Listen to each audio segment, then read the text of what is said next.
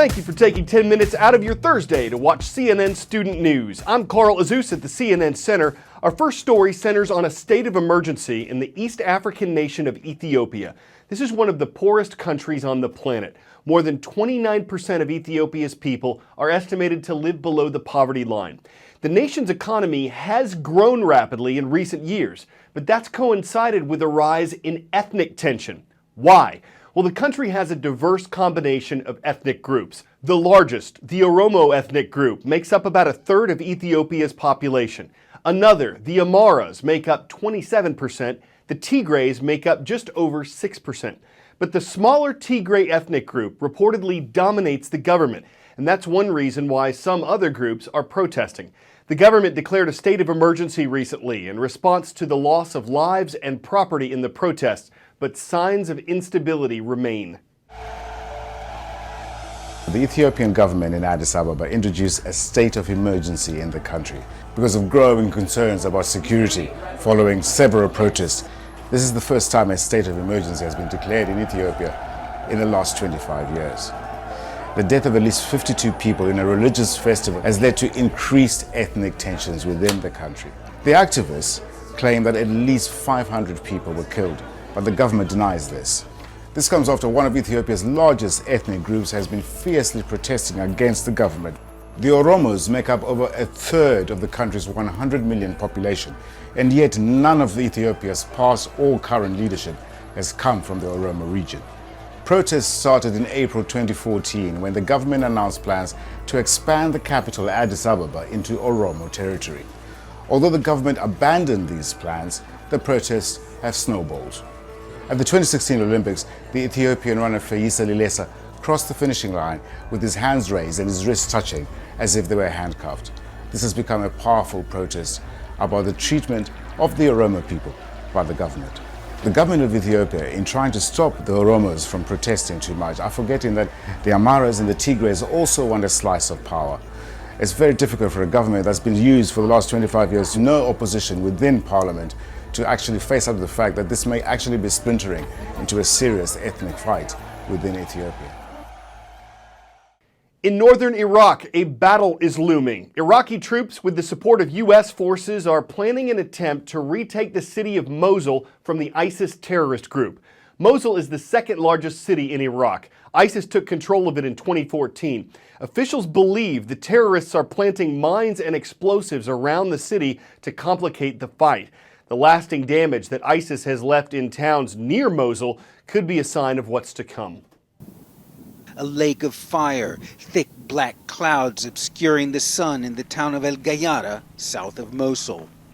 ISIS set this oil well on fire months ago. The purpose was to obscure the view of aircraft overhead. But ISIS is now gone, and this fire continues to burn right on the edge of a town in which many people are now living.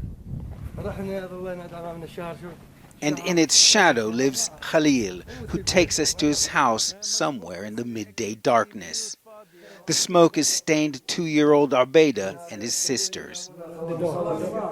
Khalil and his wife cover the children with a sheet at night, scant protection from the toxic fumes. That well is really hurting us, Khalil says. The wind has changed direction and now it's all blowing on us. He says they have nowhere else to go. We could barely stay with him for 10 minutes. Engineer Hussein Salem and his team are trying to put out the dozens of fires, but it's a time-consuming process. It took 30 days to put out one fire, he says. In the main street, some shops have reopened. Also here, the smoke hangs heavily on residents. It's another ISIS, says Charlene. It's cancer. Daesh, as they call ISIS here, left behind a poisonous legacy of death, destruction, and disease. The World Health Organization, part of the United Nations, is asking governments worldwide to put a new tax on sodas. It wants soft drink prices increased by at least 20%. Public health experts say sugar, like what's found in many soft drinks, is mostly to blame for rising global obesity rates. The WHO says 39% of the planet's adults were overweight in 2014, and that a new tax on sugary drinks would prevent obesity and diabetes and cut healthcare costs. But would higher prices mean lower calorie choices when people want something to drink? That seems to be true in some places, like the city of Berkeley, California. A voter-approved tax there reportedly led to a 21% drop in the consumption of sugary beverages. But results haven't been the same everywhere. The nation of Mexico put a 10% tax on sugary drinks in 2013, and the Wall Street Journal reports that those sales decreased at first, they started rising again recently. The U.S. beverage industry says that the Mexican tax put a burden on those who could least afford it, and that it caused thousands of jobs to be lost in Mexico's soft drink industry. Up next, science and agriculture. Some researchers are looking beyond pesticides, beyond genetically modified seeds. Instead, they're literally coating seeds with bacteria in the pursuit of growing more crops and better crops. The process is still being tested. It's not definitively proven to work. There are still questions about safety for consumers. But one of the companies testing microbiomes believes they're the future of agriculture. How are we going to feed what is estimated to be 10 billion people by 2050? To get there, we need to increase our current productivity by about 70%. The ability to achieve that with our current rates of genetic gain and yield improvement are not achievable. And so we need to look for new ways. We also need to do it in a way that's sustainable. For decades, innovations in agriculture have allowed our food supply to keep pace with population growth. But at what cost? The technologies that have given rise to the productivity improvements we've seen in agriculture are generally things like agricultural chemicals, chemical fertilizers, things that arguably aren't good for us and aren't good for the planet. What if there was a better way? A startup called Indigo is attempting to create a more productive and more natural way to grow crops without the agricultural chemicals, a method that could revolutionize the industry. We attempt to solve that problem by harnessing the plant's natural microbiome, the microbes that evolved over millennia, really, to improve the health of plants. What is a microbiome exactly?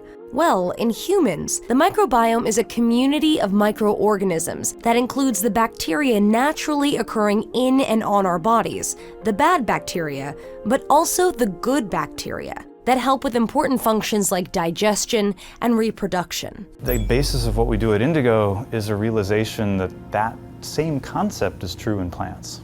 Those same beneficial microbes live in and on plants, and until recently, weren't fully understood. But rapidly developing technologies like gene sequencing have allowed scientists to realize the full potential of the plant microbiome. According to Indigo, the microbiome could be the key to growing natural supercrops. We've actually tested in all different climate conditions, and we consistently see a 10+% yield benefit. A 10% increase would be a whole decade leap forward in terms of productivity. The innovations that we've had that have gotten us to now have been really important. Without those innovations, we wouldn't have been able to feed the last billion people. We can now do better. And I think, the future of agriculture will look back and think about the times when we put insecticides on hundreds of millions of acres and think, thank goodness we don't have to do that anymore.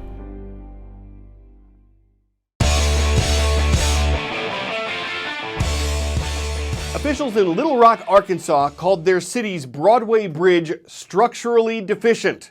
This is how it got revenge. Cuts to the bridge, explosive charges, and 93 years of age could not bring it down. Officials are working to replace the structure, but they needed to remove it first. It took 6 more attempts, pulling the bridge with cables from 2 towboats before the steel finally came crashing down. Makes you wonder why they don't make all bridges this tough. After all, its strength spanned decades. All that time it could be trusted. Even though gravity was its arch enemy, it took blasts and boats to cause the causeway to give way, and all that actually happened over several hours. You just saw the abridged version. I'm Carl Azus. We're back tomorrow.